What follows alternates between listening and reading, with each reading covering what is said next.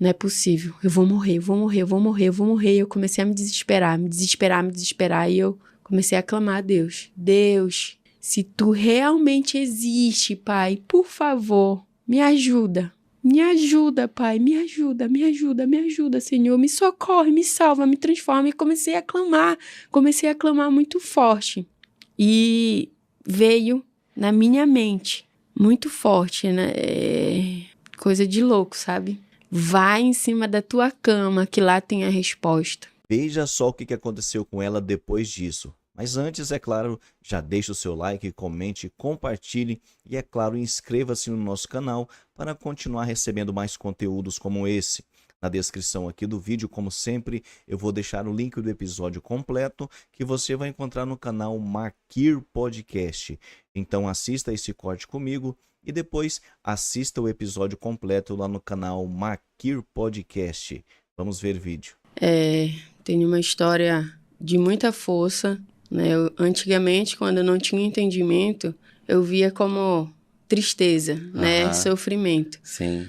Mas a partir do momento que eu conheci a Deus, eu vi o quanto Ele é maravilhoso. Que em tudo o que Ele faz tem um porquê, um pra quê, e tudo pra Ele. Amém. Né? E assim, pastor, a minha história se inicia em Belém do Pará, né? Quando eu fui adotada por uma família. Essa família que conta uma história que até hoje eu ainda tenho dúvida, né?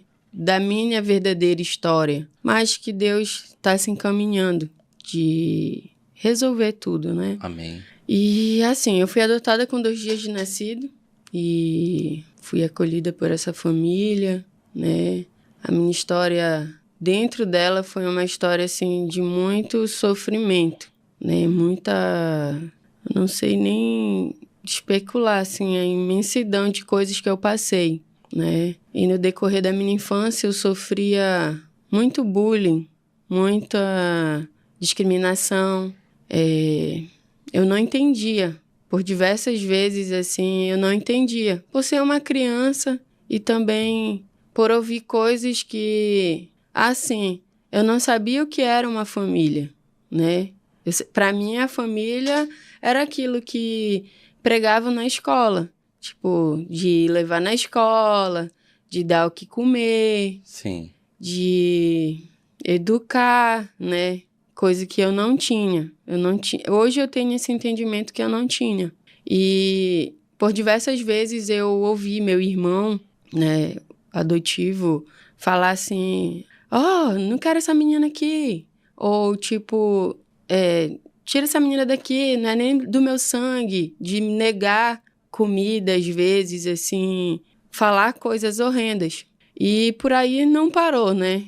Que ele, por diversas vezes, além de falar esse tipo de coisas que me amedrontavam demais, ele me abusou, né? Dos 8 aos 10 anos. E ele, tipo, quando ele falava as coisas pra mim, que quando ele ia fazer os atos, né?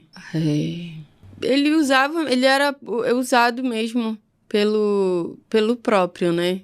Porque eu me entristecia demais, eu não entendia o porquê de um irmão estar fazendo aquilo. Ele usava diversas palavras, assim, quando eu dizia que eu iria falar pro meu pai ou pra minha mãe, que eu iria ser despejada da casa, né? Ele falava assim com essas palavras, e era o tempo daquela novela Chiquititas. Então eu via aquelas meninas órfãs, né? Dentro daquele orfanato. E automaticamente trazia medo. Aí eu trazia, tipo, várias coisas. Se eu saísse dali, eu iria parar num orfanato, com aquelas meninas tristes, né? Sem pai, sem mãe. Então eu não me via sem pai, sem mãe. Para mim mesmo, eles sendo todos errados, tortos, assim, agindo daquele jeito, mas eu não queria ficar sem um pai, sem uma mãe. Então eu sempre fui muito agarrada com meu pai, né, adotivo. Sempre, sempre. Até porque ele era uma figura, assim, que até um tempo atrás eu tinha como meu herói. Sim. Sabe?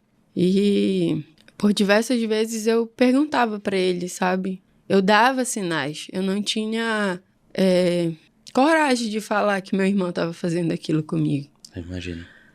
Então, eu, por diversas vezes, dei sinais. Então, quando foi com 10 anos de idade, eu sei que foi dos 8 aos 10, porque, como eu já usei até diversas vezes essa expressão, assim, que traumas, eles acarretam a nossa vida inteira. Vem pela nossa vida inteira. Não tem como curar aquilo, só Deus mesmo, sabe? Para fazer a gente apagar. E com 10 anos de idade, eu brincando videogame.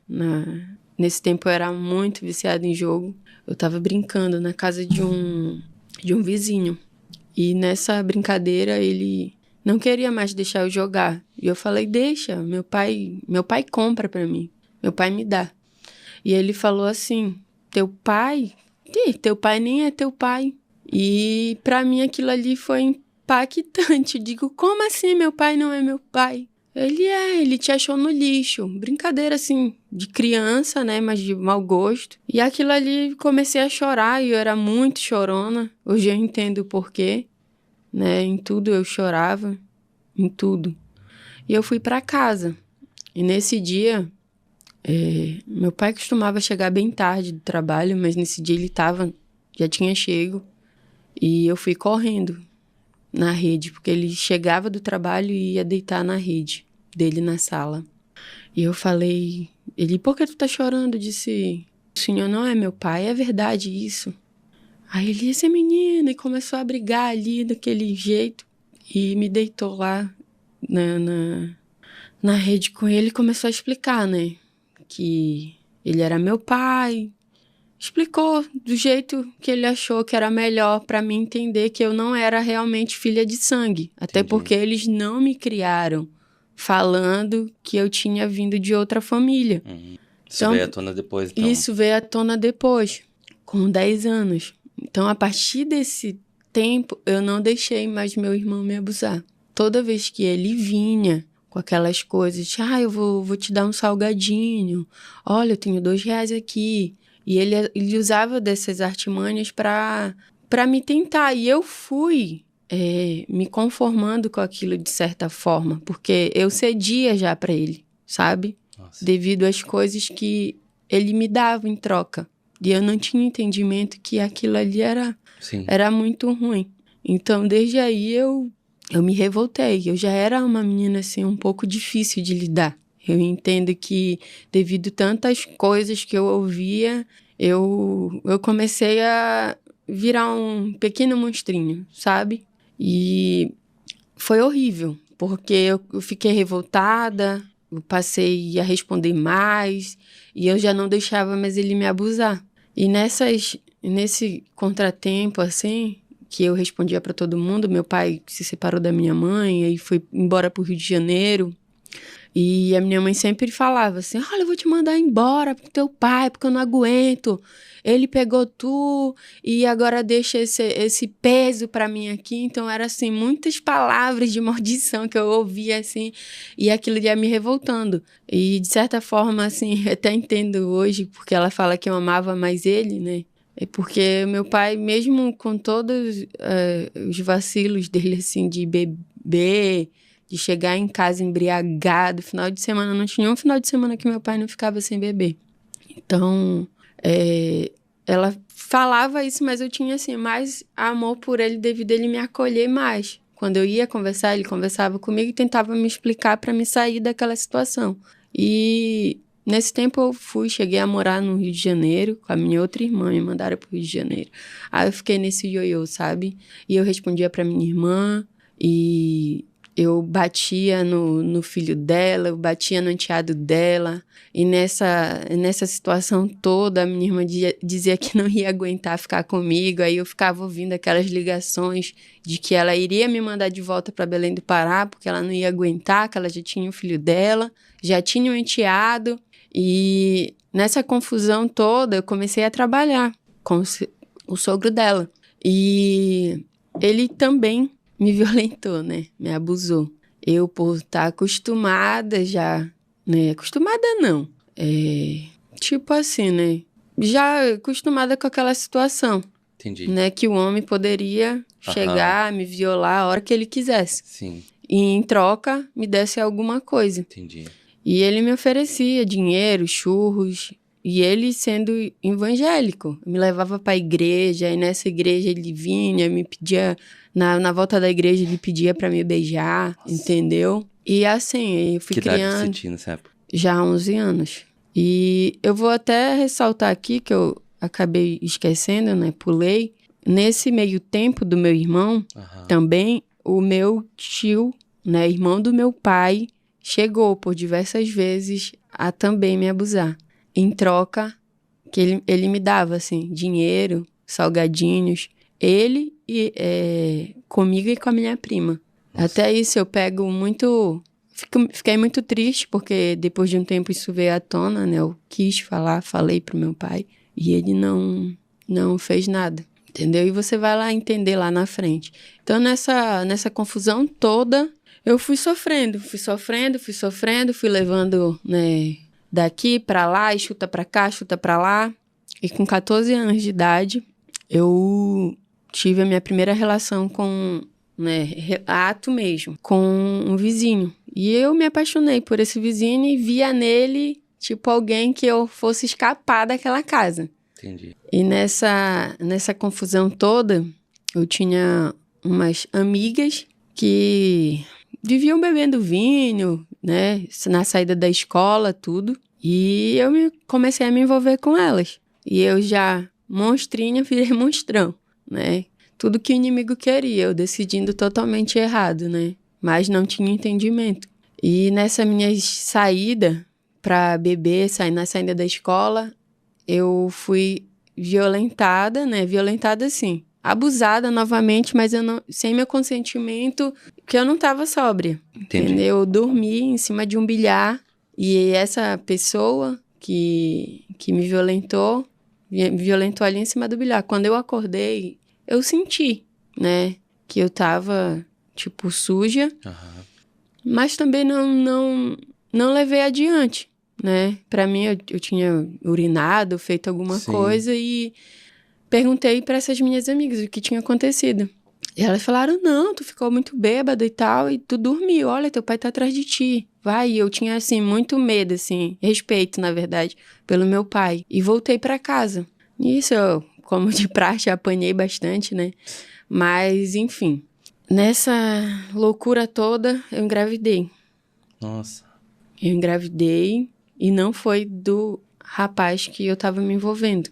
Foi do ato. Foi do ato que eu sofri e foi bem louco, assim, a descoberta da minha gravidez, porque eu sempre à tarde ia conversar com umas amigas na calçada, ficava na rua brincando. Eu tive, assim, uma infância, sabe, de brincar mesmo. Sim. E nessa conversa tava a mãe dela e ela, falando sobre menstruação. E nessa conversa ela falou, e tu, Amanda, já menstruou esse mês? Eu digo, eu não sei não, eu acho que... Mas vem todo mês, porque ninguém conversava comigo sobre isso.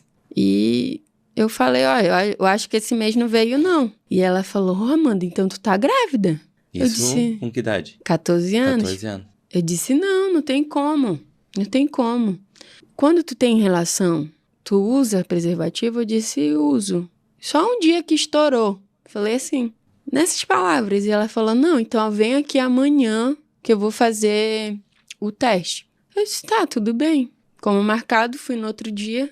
Ela comprou um exame de gravidez e fez o teste. Só que eu e essa minha amiga até, pra rir assim, né? O meu pensamento era que se eu jogasse água ali dentro daquele xixi, iria dar, né, errado.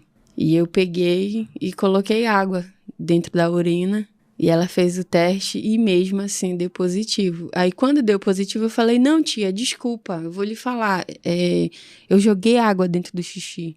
Aí ela, não, mas não tem. Aí que tu tá mesmo. Falou assim. Porque o certo era dar ao contrário. E tipo, eu não. E eu fiquei, né, com medo.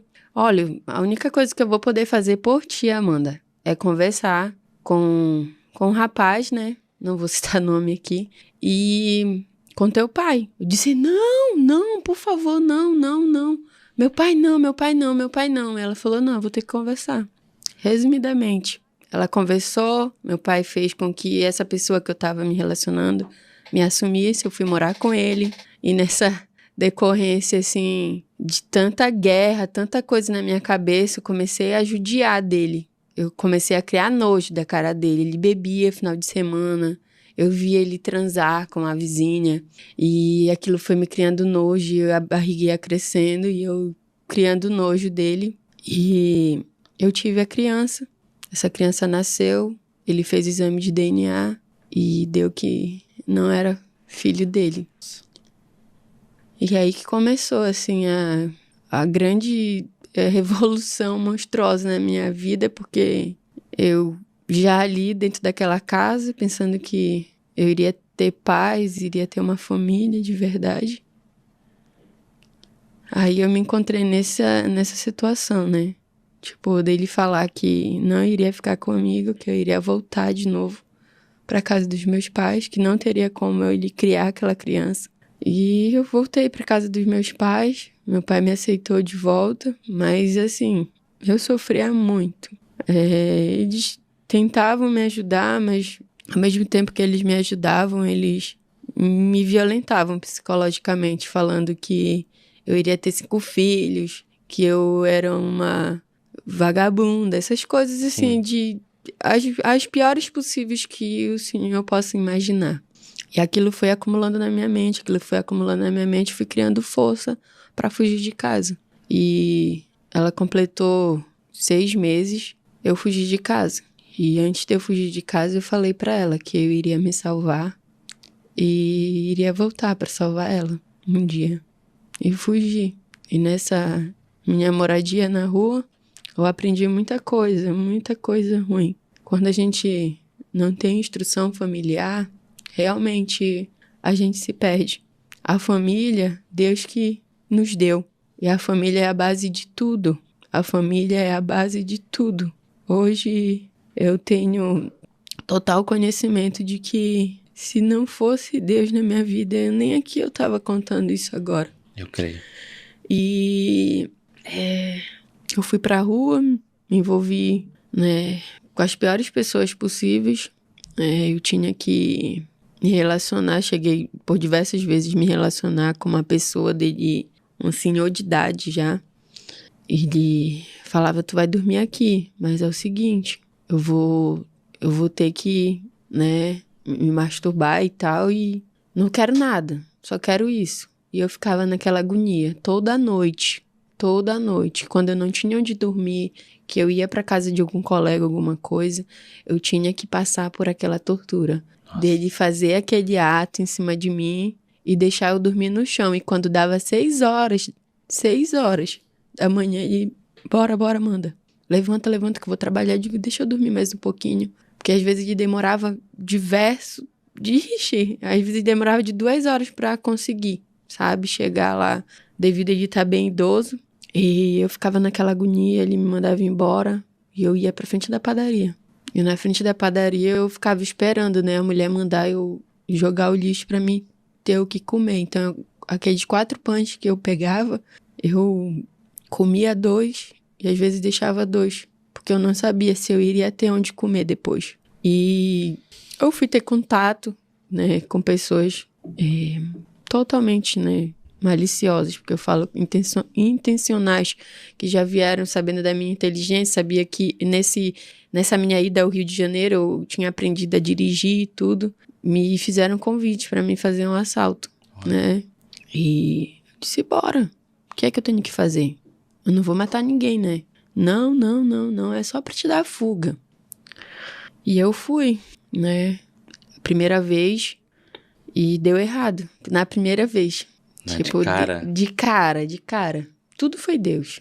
De cara. Na fuga, tava tendo uma blitz da polícia. Eu consegui passar pela blitz, né? E nessa loucura, lá na frente eles conseguiram, né? Pegar a gente. Porque ele não sabia pra onde levar o carro. E fui, né? Fui detido no data, tudinho. Só que no segundo dia eu saí, na primeira audiência. E fiquei naquilo, mas eu não queria voltar para casa. Eu não queria, de jeito nenhum, voltar ao que eu já tinha sofrido, sabe? Para mim, era mais lucro estar naquele mundo. E eu fui criando força nessas coisas. E era um daqui, um dali, um me convidava, bora ali, vamos aqui. E comecei a ir pra festa, comecei a beber, comecei a ter contato ainda mais forte com o mundo do crime. Até que um dia... esse menino que me convidou falou assim, olha, bora levantar um dinheiro ali e tal. E eu fui. Nisso, eu tive o contato assim que eu falei, não quero isso mais pra minha vida. Eu peguei, fui e deu errado de novo. Não, deu errado não, deu certo, né? Que não era o que Deus tinha me projetado pra ser. E fui presa nessa com 16 anos. E eu fui presa, fiquei 43 dias. Né, na ressocialização, lá em Belém do Pará é DATA, Divisão de Atendimento ao Adolescente. E lá eu tive contato com muitas meninas, assim, que, meu Deus! E eu falava, assim, brevemente pra elas que eu não queria aquela vida, eu não sei nem por que eu tava naquela vida. E eu me empenhava em tudo, nos cursos, sabe? E elas tinham inveja de mim e falavam assim, nossa, como é que tu pode estar fazendo essas coisas com tanta perfeição? É porque tu quer te amostrar, tu quer dizer, não, é porque eu sou assim mesmo. E eu não entendia. Eu sei que essa reviravolta, meu pai me fez um pedido, né? E como eu citei, né? Ele sempre foi meu herói. Ele era meu herói. E ele falou, minha filha, por favor, não faz mais isso. E eu vi ele chorar, pedindo para que eu não fizesse mais isso. Eu prometi para ele.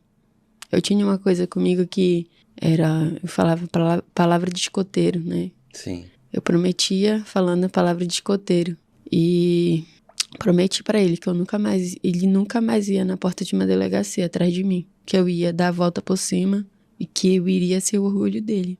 E nessa confusão, ele me deixou na casa da minha avó e dizia, não quero ficar aqui não. Não quero. Ele queria. Né? Mas ele, me deixava lá e ia beber, ia fazer as coisas que ele achava certo. E eu fugi, de novo, não deu outra, acho que não deu 6 dias. Eu fugi, não quero ficar aqui não, nesse inferno. Porque eu via muita coisa errada, mesmo eu não tendo entendimento e maturidade, eu via que ali era muita coisa errada. Sim. Minha avó apoiava um primo meu que, espancava ela quase todo dia, assim, de empurrar ela e ela botar a culpa em mim, sabe? Pro meu pai me bater. Mas graças a Deus ele nunca me bateu, né? Eu sempre falava a verdade pra ele. Sempre. Eu passei a mentir com o tempo pra ele, assim, porque eu já não aguentava mais falar a verdade e ele não fazer nada. Entendi. E foi isso, pastor, assim. E depois de um tempo foi que eu tive o primeiro contato com o lesbianismo, né? Pra mim, eu não queria homem nenhum na minha vida. Né? A velha criatura, o diabo setava a cabeça, assim, que eu só iria encontrar amor numa mulher. Que a mulher conseguiria me entender, que a mulher conseguiria me tocar, entendeu? Várias outras coisas, assim, que passavam pela minha cabeça. Porque eu não conseguia olhar pra um homem e sentir desejo. Só numa mulher. E foi meu primeiro contato, né, com lesbianismo foi com 17 anos.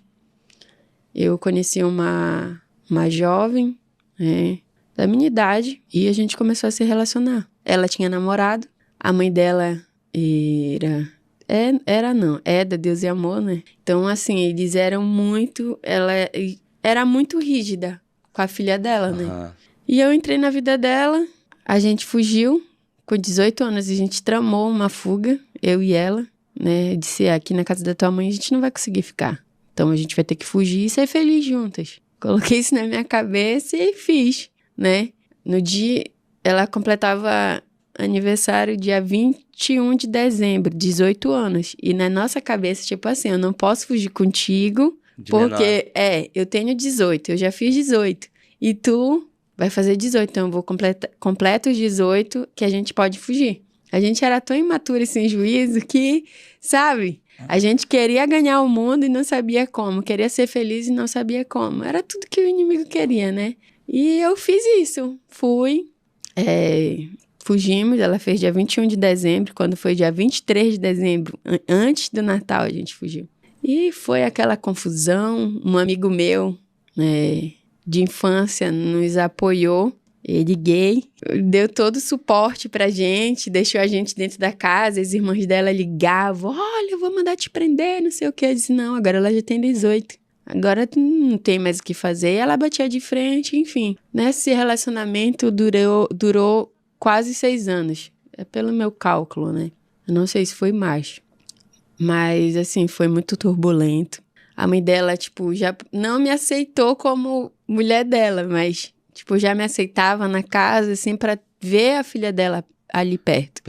E a gente chegou aí pro Rio de Janeiro, tentou a vida, voltamos. E nessa minha volta do Rio de Janeiro, tipo, eu já tava com uma cabeça totalmente estruturada, assim, já não tava mais com aquela cabeça de, eu quero me vingar, eu quero isso, eu quero aquilo, eu não quero, sabe? E eu falo assim, né? Ela foi não sei se eu posso usar esse termo, um instrumento também na minha mão pra me orientar nessa maturidade, nesse laço de família, que eu comecei a ver o que era realmente uma família. Eu comecei a ter contato, assim, com os sobrinhos dela, tudo. E ainda teve um episódio, quando a descoberta dela que eu tinha uma filha, foi bem hilário. Foi dentro de casa, ela conseguiu me aproximar da minha família um pouco, conseguiu me aproximar da minha filha, né? Mesmo ela não sabendo que era minha filha ali, a minha irmã, sem querer, contou, né? E a gente teve uma briga, assim, muito, muito feia, porque ela falou que eu nunca poderia negar uma filha. Só que, assim, eu não tinha esse conhecimento que eu tenho, porque eu não tinha criado amor na criança. Entendi. Hoje eu amo a minha filha com todas as forças, é o meu único sangue, né? E nesse tempo todo, sempre lutou. E eu já tinha tido contato com a droga, né? Primeira vez que eu tive contato com droga foi um cara me ofereceu R$5.000 na época. E eu aceitei. Tipo, nessa confusão toda, ele me encontrava todos os finais de semana pra me dar dinheiro, em troca eu ficar cheirando cocaína com ele. Olha. Ele era um bancário, muito dinheiro, e eu mentia, eu me encontrava com ele, e ficava nessa perturbação, que eu falo que é uma perturbação, a vida da cocaína. E foi horrível. Eu perturbei a vida fiz uma grande confusão na vida dela. Já pedi perdão, né? Porque eu batia nela, cheguei a fazer coisas assim que eu via, né? No meu dia a dia, na rua, em tudo. Pra mim era normal alguém, quando eu estivesse furioso... Bater. Eu era um marginal. Meio que a lei da rua, né? Meio que a lei da rua. Se tu não bater, tu vai levar. E pedi perdão pra ela já, né? E chega a pior parte, né? Agora, que é a parte mais impactante da minha vida, que eu falo que o trabalhar de Deus, ele é incrível, incrível, incrível, incrível. Eu sou muito grata a Deus por tudo que Ele tem feito na minha vida. Por tudo que Ele vai fazer. E nessa minha separação da Tati, eu me joguei total na cocaína. Me joguei nas drogas, em tudo. Mas no fundo, aquela esperança de que um dia eu iria ter uma família. E eu cheguei a ponto, sim, de querer me matar diversas vezes, sabe? De botar a arma na minha cabeça e dizer, poxa, meu único esteio, meu único alicerce, a pessoa que eu tanto amava me deixou. E ela não conseguia mais lutar comigo, porque eu já estava perdida mesmo. E glórias ao nome de Deus por isso, né? Que hoje ela tem uma família linda e sou grata a Deus. E eu me joguei totalmente nas drogas. Eu fiquei 6 meses, contados, perdida, muito perdida, assim, tipo, sem direção. Diversas vezes eu falo assim, meu Deus, cara, porque eu tô passando por isso? Porque em tudo eu queria simplesmente fugir de todos aqueles abusos que vinham na minha cabeça. Tudo. A única fuga que eu encontrava era na cocaína. Só que, com o tempo, aquilo ali foi consumindo a minha vida. E as pessoas passaram a me olhar como a viciada, né? Mesmo eu proporcionando tudo, mesmo eu fazendo de um tudo para as pessoas estarem felizes, aquilo ali tudo era só uma ilusão. Foi quando eu vim morar aqui para Florianópolis. Eu tenho um sobrinho que cresceu comigo e, tipo, ele sempre foi ele como irmão para mim. A gente cresceu todo mundo juntos. Que ele teve uma filha. Ela veio assim para iluminar a minha vida, sabe? E eu passei a ter contato, né, com a criação dela. Eu comecei a morar com a minha irmã e eu passei a ter contato, assim, com a neném, né? A ver o que era um amor de uma mãe com uma filha. E eu comecei, tipo, eu queria ter vivido aquilo com a minha filha. E dentro da casa da minha irmã, a gente começou até falar que era o BBB, sabe? Porque entrava e saía gente, mas a gente era feliz daquele jeito ali.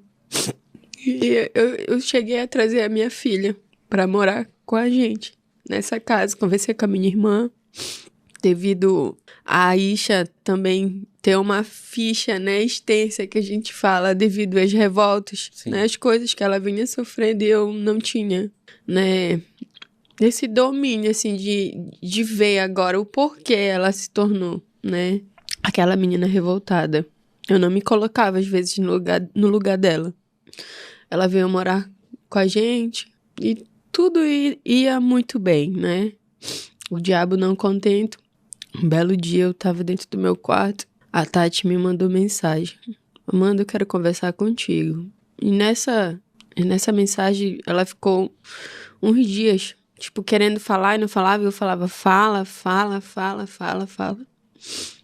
E ia chegando perto do meu aniversário. Ela, não quero estragar teu aniversário. Porque sempre pra mim, meu aniversário foi, assim, as datas mais memoráveis pra mim. Pra mim era um renascimento. Todo o meu aniversário. Isso é que ela me contou. E ela falou que o meu sobrinho, que eu criei como um filho, tinha abusado da Isha, né? E quando ela me falou isso, não é possível.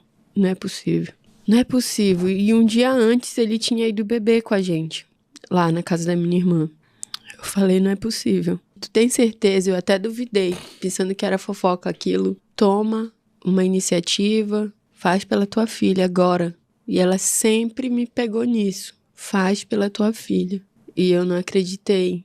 Quando eu vi as mensagens, os prints dele dizendo pra ela fazer o teste de gravidez, entendeu? Aí veio um filme, pastor, na minha cabeça, assim, meu Deus, não é possível. E sendo que eu, através da mãe dele, né, o pedido da mãe dele, tinha trago ele. Que eu vivia viajando Belém, Rio de Janeiro, e nessas minhas idas até Belém, eu trouxe ele. Tinha um mês que eu tinha trago ele.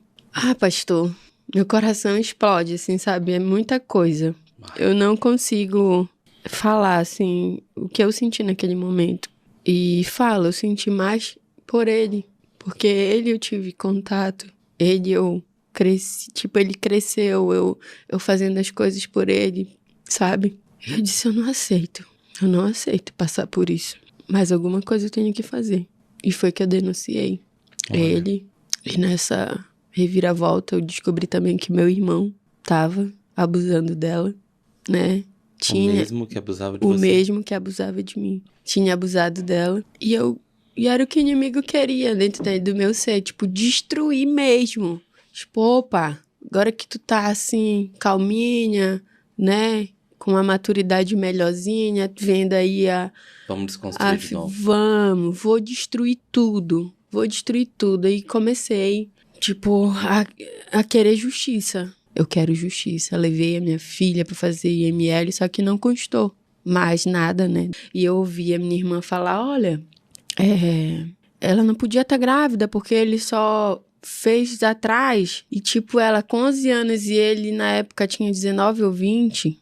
Eu dizia, não é possível, cara, e vocês ficam, né? E quanto mais eu queria fugir daquilo, mais eu, sabe, criava aquela sede de justiça. E foi que eu caí numa depressão. A Isha, revoltada de um lado, me rebatia, nos depoimentos ela mentia. Eu falava, o que tu quer, minha filha? Pelo amor de Deus, cara, eu tô do teu lado. Não faz isso comigo. Teve uma vez que eu, estourei dentro da delegacia com ela. Perdão, Deus. Porque eu falei, eu disse, não é possível, cara. 2 gerações aniquiladas. Eu não aceito isso, Aisha. Por favor, Aisha, fala a verdade, cara. Fala a verdade, não mente. Eu sou tua mãe, Aisha. E ela me jogou na cara, tu fugiu. Tu não gosta de mim porque eu sou preta. E eu falei, quem te falou isso, Aisha, que eu não te amo por causa disso? Minha avó, minha tia falam que tu não gosta de mim porque eu sou preta. Tu nem gosta de mim. Que justiça tu quer? Eu disse, naquele dia eu falei, a partir de hoje, eu não quero mais saber de nada. Já que tu vai ficar do lado da mentira. Eu não quero ficar do lado da mentira. Eu sou do lado da verdade e da justiça. Mas pra mim, fazer justiça por todas nós, não só por mim e por ti, mas por todas as meninas que já sofreram, tu precisa falar a verdade. Entendeu? E nessa confusão, eu comecei a descobrir várias coisas do meu tio que me abusava, do meu irmão, e era conversa daqui, conversa dali. E uma irmã minha, pastora, uma vez, eu ainda estava morando na casa da minha irmã, a irmã gêmea do meu sobrinho foi lá, a irmã gêmea, no caso da minha irmã, né? Foi lá, ela é pastora, chegou pra mim e falou assim, Amanda, eu vim aqui falar algo de Deus pra ti. Eu disse, olha, se tu vier falar de Deus, tudo bem. Mas se tu vier falar alguma coisa daquele lá, melhor tu sair agora do meu quarto. E ela pegou assim, não, e começou a falar de Deus, porque Deus era perdão, Deus não sei o quê. Só que aquela coisa, quando você vai pregar, você tem que saber como abordar e o como abordar. Sim. Pra mim, naquele momento de raiva, de fúria, que ela tava dentro do meu quarto, eu já depressiva, não queria comer, não queria nada, só vivia dentro do meu quarto. Minha irmã tinha que bater no quarto pra mim comer.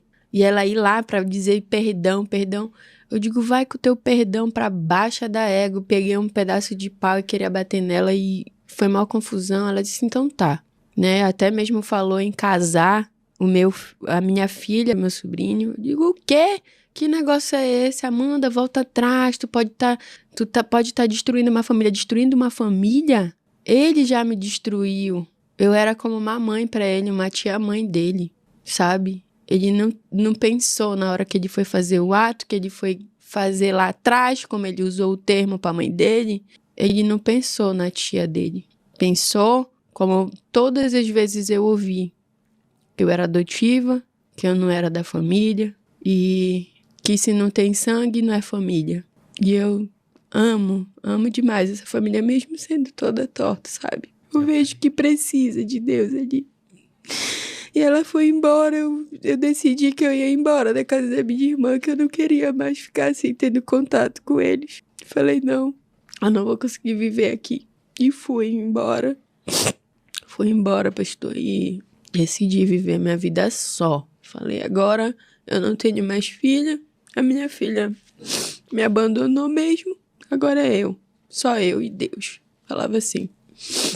E fui morar sozinha, né? E nessa minha ida morar sozinha, eu comecei a ter contato com várias pessoas, assim, da elite, de dinheiro, sabe? E cada dia mais eu me jogava mais nas drogas. Pra mim, a vida era essa. A minha vida era só uma e essa eu tinha que viver, né? A velha criatura falava isso.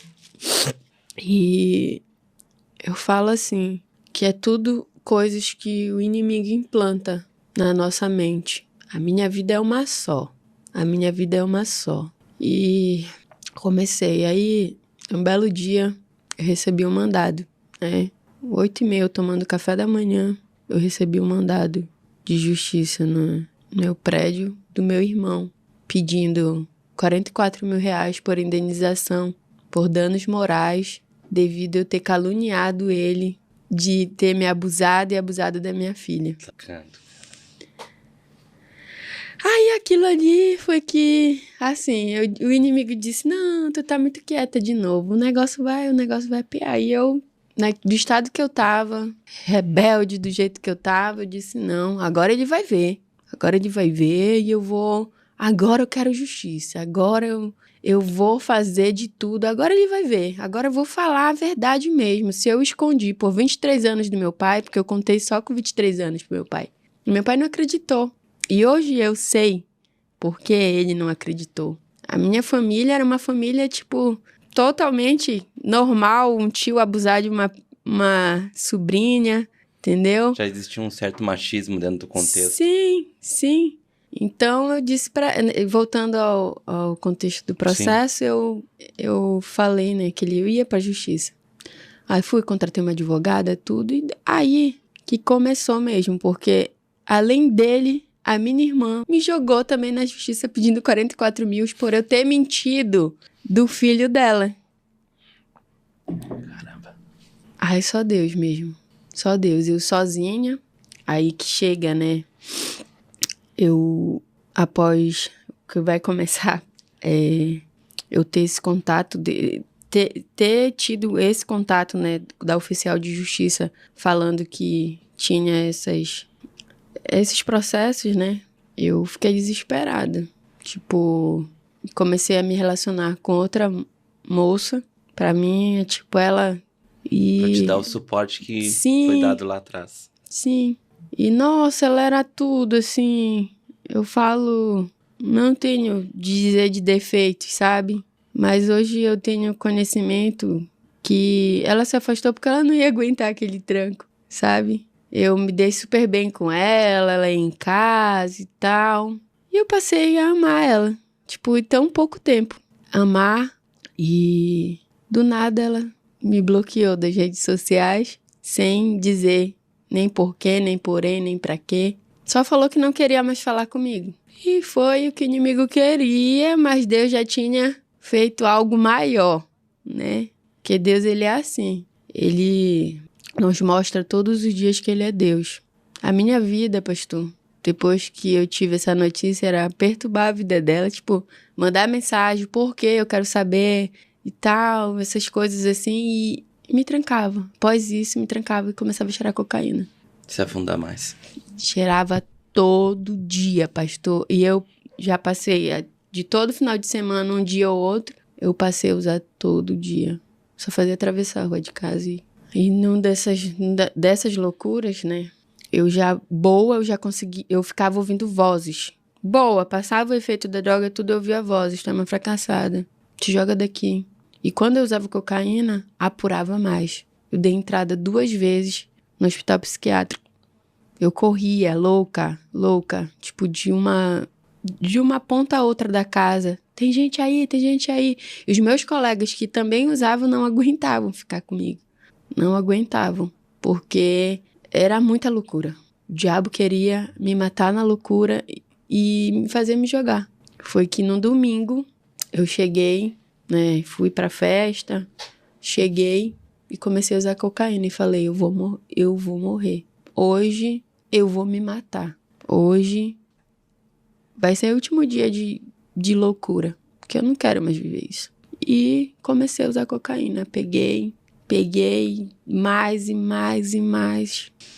E nessa loucura, eu ficava na frente do espelho dizendo, não me reconheço.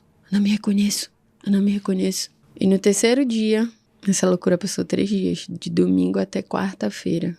Eu, já muito enlouquecida, muito. Eu me tremia todinha. Eu fui pra frente do espelho, não me reconheço mais. Tipo, eu vi um homem e eu falava assim mesmo, o que é que tu quer? Loucura. E eu tinha entrado em contato com uma colega, uma vizinha, pra saber quem era que tava fazendo feitiçaria pra mim. Me dá o número do teu pai de santo aí, que eu quero ver quem é que tá fazendo feitiçaria pra mim. Entrei em contato com o pai de santo falou 6 horas só que podia consultar. E 4 horas da tarde eu fui pra sala da minha casa, me tremendo toda. Eu sentei e falei, aqui eu vou morrer. Aqui vai ser o lugar que eu vou morrer. Eu vou abrir toda a casa, porque, pelo menos pra me encontrar o meu corpo. E mandei mensagem pro zelador. E eu tinha pensado, lá na minha cama, a fome que eu tava e que eu não tinha nem o que comer. Feito, né? Eu não tinha força pra fazer comida. E o zelador prontamente foi até mim e falou que ia levar uma quentinha pra mim, né? Ele falou, tu já comeu? Eu digo, 3 dias que eu não como e não bebo água. Eu tô ali naquela garrafa de gin, eu vou me matar. E eu já falei com o pai de santo e eu falava assim. Ele falava, Amanda, não fala com essas pessoas não. Acho que eu tenho um amigo ali, pastor, e ele talvez possa, tu aceita uma oração? E eu falei, tá, mas marca com ele outro dia, porque hoje eu vou consultar o pai de santo. E fiquei nessa loucura. Comi um pouquinho só e fui pro sofá. No sofá me bateu o desespero. Eu vi ali a morte, na minha frente. Ia dizer alucinação, alucinação, alucinação, e para. Eu ia pra dentro do banheiro, me olhava no espelho e via aquela coisa feia. Sensação de morte, né? E eu sentei, não é possível, eu vou morrer. E eu comecei a me desesperar. E eu comecei a clamar a Deus. Deus, se tu realmente existe, Pai, por favor, me ajuda. Me ajuda, Pai, me ajuda, Senhor. Me socorre, me salva, me transforma. E comecei a clamar muito forte. E veio na minha mente, muito forte, né? Coisa de louco, sabe? Vai em cima da tua cama, que lá tem a resposta.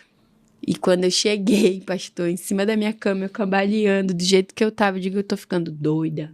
Tava esse livro aqui, que eu ganhei num retiro que eu fui em outubro, e eu dormia com ele todo dia. E todo dia eu ia ler, e nunca li. Eu dormia agarrada, eu cheirada de cocaína, eu dormia agarrada com o livro. Hoje eu vou ler, e nessa coisa eu dormia.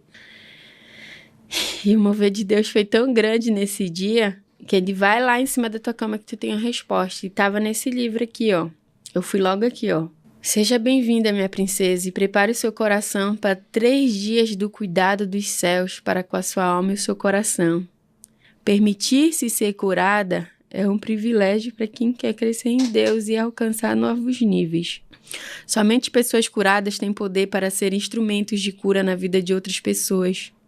Sem ajustes na alma, não temos êxito no nosso relacionamento com os outros, nem conosco, muito menos com a nossa família. Temos que conhecer que no decorrer da vida a alma recebe muitos conceitos errados. Quantas vezes nós mesmos sem saber, vamos recebendo tantas cargas que não são nossas. E por isso sentimos-nos cansadas e entristecidas. Quando a chamada de Deus para nós é vida em abundância.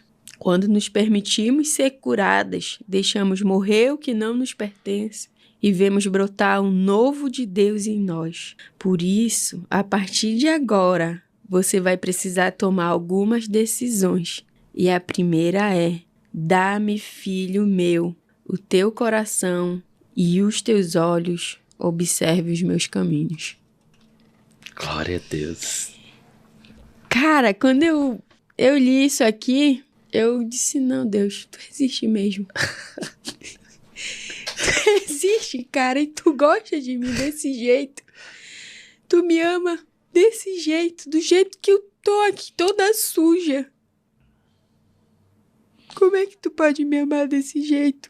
Todo mundo virou as costas pra mim. E eu folhei, né, e lembrei, né, todas as vezes que eu ia na igreja só em busca de amenizar aquilo que eu tava sentindo naquele momento, mas nunca dava um passo pra Deus. Sim. Sabe? E aqui, ó, muitas vezes buscamos por Deus a fim de que nossos problemas sejam solucionados. Queremos que Ele atinja o ponto onde se encontra a nossa dor, pensando que é naquele tumor alojado, naquela pessoa que nos traiu, na conta bancária que está desfalcada, ou até mesmo naquele familiar que nos feriu, nos frustrou, nos machucou. Esquecemos que é na nossa alma que os sentimentos se instalam. É no nosso coração que as dores se infiltram. Independente da causa, Deus, para resolver os nossos problemas, só nos pede uma coisa: dá-me teu coração. E foi incrível. E foi incrível quando eu cheguei no final que eu li. Eu acho que mais claro que isso, né? Eu acho que ele não poderia usar a maneira mais clara de se revelar a ti, né? Não tinha. Naquele momento, assim, ele poderia mandar o pastor ir orar, poderia mandar qualquer outra pessoa. Mas aí ele... era algo humano, né, mana? Sim. Entendeu? Porque na realidade tu escutou algo, né, que veio no teu pensamento, mas da mesma forma tu Eu não viu sabia. claramente que realmente era algo muito maior. Sim. Porque tu já tava tendo uma dificuldade com pessoas. E, tipo, alucinando em Entendeu? tudo. E Deus não podia usar um humano pra te falar algo. Porque você tava completamente, né, desacreditada com todo mundo. Verdade. Então ele teve que usar algo assim, tipo, cara, eu tenho que impactar ela. E foi as palavras que eu precisava ouvir naquele momento. Eu falei, cara, tu existe mesmo. E comecei a dizer, né, pra ele, mas tu sabe que eu vou ter que renunciar. Tu sabes que eu não tenho força. E mesmo acreditando e não acreditando, eu peguei um balde e fui pra dentro do banheiro e botei um monte de sal grosso dentro. Eu disse, Deus, eu sei que tu existe, mas agora eu vou tirar esses espíritos. Pra mim, eu precisava da água pra tirar os espíritos. Oh, Deus, tu é maravilhoso. Ele perdoa. Ele perdoa. Eu Ele acho que perdoa. nessas horas ele fica rindo. Meu Deus, o que tu tá fazendo, garota? Eu tô aqui. Eu fui pra dentro do banheiro, peguei e disse, agora eu sei que Deus existe, agora eu vou tirar só esses espíritos que estão aqui. E vocês vão embora, tá? E vocês vão embora, que agora eu sei que Deus existe. E peguei o Cara, parece que tinham me dado uma pancada na costa e aqueles negócios vieram mais forte. Tipo, vendo... Não era nem a água. Sim, Tipo, sim. ele... O diabo já furioso, digo, não, eu vou ter com todas as minhas forças agora. Eu vou usar todas as minhas ferramentas que eu quero hoje, ela vai se matar. Eu acho que ele já imaginava o que Deus ia fazer com o contato que eu Claro, tinha tido certeza. ali. Ele é astuto. Fui pra dentro do meu quarto, digo, vou esperar agora. Sei que Deus existe. Agora eu vou saber quem me fez a feitiçaria. E depois eu peço pra Deus tirar. Ah, foi no pai de santo. 6 horas da tarde, eu lá, naquela agonia. Dava 10 horas da noite, mas não dava 6 horas. 6 horas da tarde, eu recebo uma mensagem. Amiga, Thaís, um beijo. Amiga, vamos pra igreja? E eu disse, vamos. Falei pra ela meu estado, né, pra Thaís. E a Thaís, um anjo de Deus na minha vida, porque ela toda quarta me convidava pra ir pra igreja. E tinha vezes que eu não ia porque eu tava naquele estado. Sim.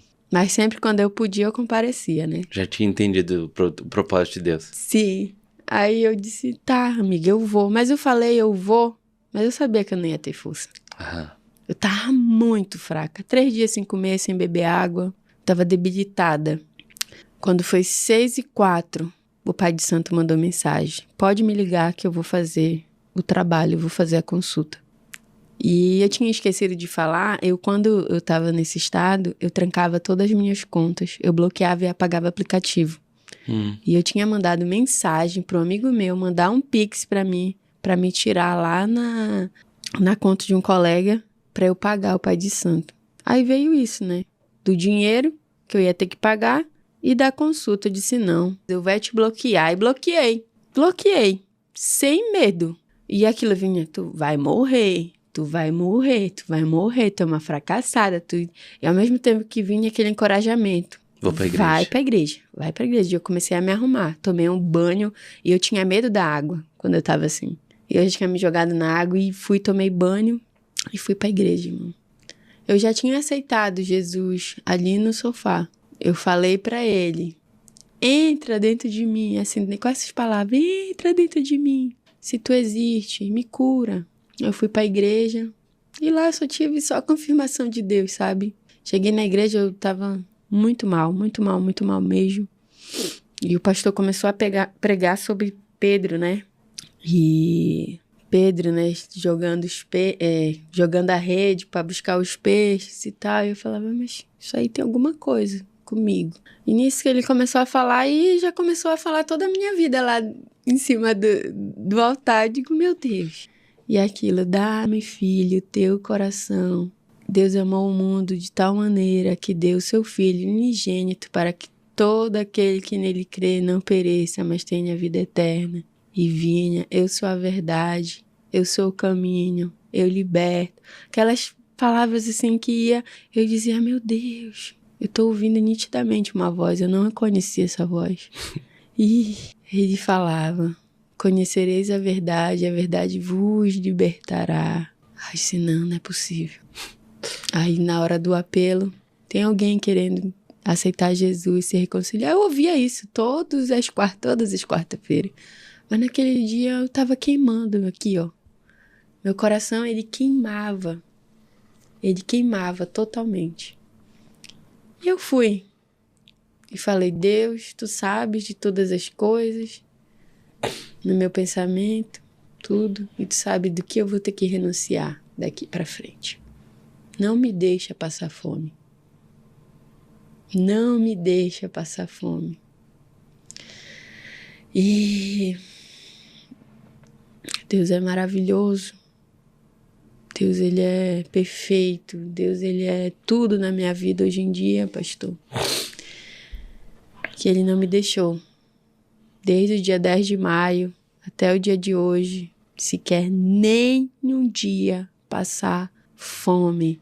Me deu projetos, fez com que eu olhasse mais, né, para dentro de mim e me visse como ele me projetou para ser. Glória a Deus. Hoje eu não tenho raiva com todas as letras de ninguém que me fez mal. Eu perdoei todos. Não falei pessoalmente, mas Deus sabe de todas as coisas. A gente vai ter um momento também, né? Com certeza. Nesse mover, eu não tinha muito contato com a minha mãe. Deus fez com que eu fosse até a casa dela, até no meu TikTok. Nesse dia foi muito incrível, porque eu fiquei agoniada. Eu não sabia, eu não reconhecia direito a voz de Deus. Eu ia todo o dia pedalar e falava com ele, Deus, tal. E ia pra Bíblia. Uma das coisas que ele mais me pegou foi minha amizade. Que ele ia tirar tudo, não ia ficar nenhum. E foi o que aconteceu? E foi o que aconteceu. Não ficou nenhum. E um belo dia, né, antes de eu ir pedir perdão para minha mãe, eu tive contato com essa palavra aqui que me impactou bastante, que foi no Salmo 41, né? Bem-aventurado é aquele que atende ao pobre, o Senhor o livrará no dia do mal. O Senhor o livrará e o conservará em vida. Será abençoado na terra e tu não o entregarás à vontade dos seus inimigos. O Senhor o sustentará no leito da enfermidade. Tu o restaurarás da sua cama da doença. Era o que eu tinha, uma depressão. Tinham declarado já que eu estava com esquizofrenia, né? Por causa devido à droga, né? Devido à droga, tudo. E mais, lá no 5... no 4, dizia eu, Senhor, tem piedade de mim, sara minha alma, porque pequei contra ti. Os meus inimigos falam mal de mim, dizendo, quando morrerá ele e o perecerá o seu nome. E se algum deles vem me ver, falam coisas vãs no seu coração, amontoa a maldade, saindo para fora, é disso que fala. Todos que me aborrecem murmuram uma contra mim imaginam maldizendo. Uma doença má se lhe tem apegado, agora que está deitado, não se levantará mais. Era tudo que todas as pessoas me falavam. Falavam, agora só a morte para ti. Uhum. E eu tenho um amigo, eu continuo sendo amiga dele, né? Sei que o coração dele não é esse. Ele falava para mim, né, que eu não tinha mais jeito. Né? E eu dava crédito a isso. E ele me pegou nisso aqui, que fala aqui, ó. No Salmo 41, no 10, no 9. Até meu próprio amigo íntimo, em quem eu tanto confiava, que comia do meu pão, levantou contra mim o seu calcanhar. Eu disse, não tem... Deus, ele fala mesmo no íntimo. No íntimo. E eu comecei a chorar. Eu falava, Deus, mas é meu amigo. Mas tu vai ter que se afastar dele um pouco. Porque o que eu vou fazer na tua vida vai impactar não só a vida dele, mas a vida de outras pessoas, porque ninguém vai acreditar. Ninguém vai acreditar. Ninguém. E tudo que ele falou aconteceu. Glória a Deus. Tudo. No outro dia foi da minha mãe. Fui pedir perdão pra ela. Só que antes de eu pedir perdão, eu falava, eu não quero ir lá e ser rejeitada. Sim. Eu não quero ir lá, pai, e ser rejeitada. Tem no meu TikTok o vídeo que eu fiz, porque foi impactante. Nem eu acreditava aos olhos que eu tava vendo aquilo. E Deus falou, vai. Eu falava, eu não vou. Vai, que eu vou fazer o resto. Eu disse, então, eu vou me arrumar. E eu sou a desafiadora. Oh, Deus, me perdoa por ser essa filha. Eu vou, mas me dá um sinal. Aí, peguei, chamei o Uber, entrei dentro do Uber. Quando eu entro dentro do Uber, pastor, tá escrito assim, ó, do lado direito, amor só de mãe. E do meu lado esquerdo aqui, quando eu olho, a Amandinha. E do lado direito, Jesus. Isso eu tenho como comprovar lá no meu TikTok. Olha. Eu fiquei assim, meu Deus, um sinal maior do que esse que é pra mim lá. Eu vou pedir perdão. Amém. E fui, quando eu cheguei na casa da minha mãe, parece que ela tava já me esperando. Ela não me rejeitou dessa vez. Comecei a falar de Deus, comecei a falar que eu tinha me reconciliado, ela não crente, né? Não sei não, porque em todas as vias, pastor, os ímpios, as pessoas que são incrédulas, do quanto Deus é poderoso, eles não acreditam, eles vejam assim, alguma coisa aconteceu, porque eu já ouvi até que eu tava devendo pra facção. Deus, ele vai fazendo o mover dele de muitas maneiras. Com certeza. Muitas. Eu vejo assim, eu fico impactada. Não tem um dia que eu acorde que eu não fique impactada com Deus. Glória a Deus. Todos os dias eu falo assim. Até pra minha amiga eu digo, meu Deus, o negócio é...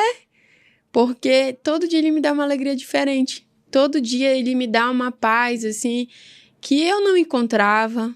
Eu falo com toda a certeza do mundo, né? Que eu não me afasto dele. Que eu não quero me afastar dele. Eu não me vejo mais sem ele. Não me vejo. E ele supriu tudo aquilo que eu procurava no mundo. Glória a Deus, mano. Sobre rejeição. Bebidas, tudo. Tudo. Ele me supriu de tudo. E hoje, esse cheio que tá dentro de mim, né? O vazio foi preenchido, tá cheio. Eu transbordo. Olha quanto Deus é maravilhoso.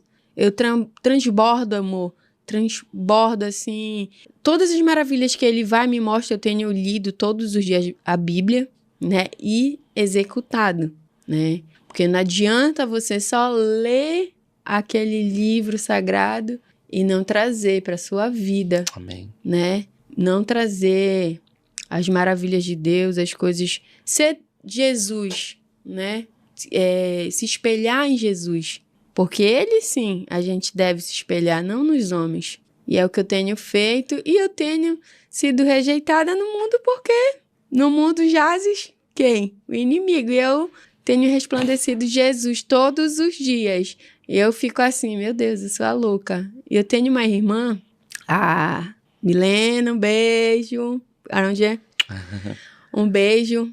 Que ela me ensina todos os dias, né? A ser uma verdadeira cristã. Ela chegou a vir de Belém, chegou a fazer, né? O que Deus tinha mandado ela vir fazer em casa. Teve uma libertação ali dentro de casa, porque o próprio, né, manifestou, né, e falou que queria me matar. Precisava dessa libertação. Mas ele levantou pra cair. Eu fiquei bem também, assim, porque a gente fica, né, o sobrenatural, é o invisível. A gente não tá vendo, mas eu sentia. Ela pregando pra mim toda noite, eu sentia algo. Aí, tipo, dava aquelas quedas, sabe? E eu voltava. E numa dessas quedas, né, o marido dela é profeta, tudo. São pessoas mesmo firmes em Deus. Eles já sabiam. Deus já tinha avisado que ia ter uma libertação ali. Que eles tinham vindo até lá em casa para ter uma libertação. E naquele dia, ela começou a falar de Deus e instigar. Só que ela estava instigando o que estava por trás, né? A velha criatura ainda tinha alguma coisa ali, um rejeito ali. Tipo, que tinha que sair. E naquele dia veio, né, o espírito lá ruim e falou, né? Que queria me matar, que ele queria me botar o espírito da loucura e que iria tirar minha vida naquilo. E para honra e glória de Deus, tudo para Ele, eu fui liberta naquele dia e fui batizada no Espírito Santo em línguas. Glória a Deus. Mano. Logo após da libertação, eu fui batizada em línguas. E selada. Foi selada. Glória a Deus. Foi incrível, incrível, incrível o mover de Deus. Eu falo assim com muita alegria. Todos nós devemos um dia, né, ter esse contato. A gente foi projetado para isso. Todas as pessoas que ainda não conhecem esse Deus que eu tô falando aqui, clamem por Ele, que Ele vai se revelar para cada um. E cada um é uma revelação diferente, porque Ele não é Deus de fazer as mesmas coisas. Como eu falo, todos os dias eu me impacto com tudo que Ele faz e vai fazer ainda, né, pastor? Porque é algo incrível. Tem muita coisa ainda. Eu estava desenganada pelos médicos, iria passar a minha vida inteira tomando remédio, né?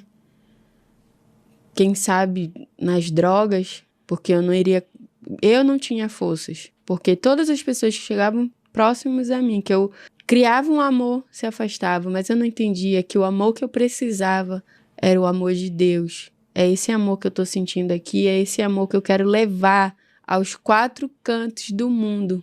Por onde eu passar, eu quero levar esse amor, eu quero falar de Deus. E as pessoas que tiverem contato comigo agora vão ter que escutar dele. A todas as pessoas que passaram pela minha vida, né, que Deus abençoe, que Deus os proteja. Eu só tenho a agradecer a Deus por tudo, né? Porque em tudo tem um propósito abaixo dos céus. Em tudo, Deus, Ele tá ali, ó.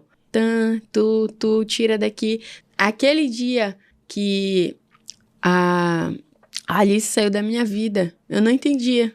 E eu fui agradecer ela por isso. Eu cheguei aí, agradecer, mandei uma carta, ela continuou dizendo que não queria saber de mim, mas eu fui em paz já. Uhum. Tipo, de dizer assim, obrigado, cara, tu me deu o maior presente do mundo.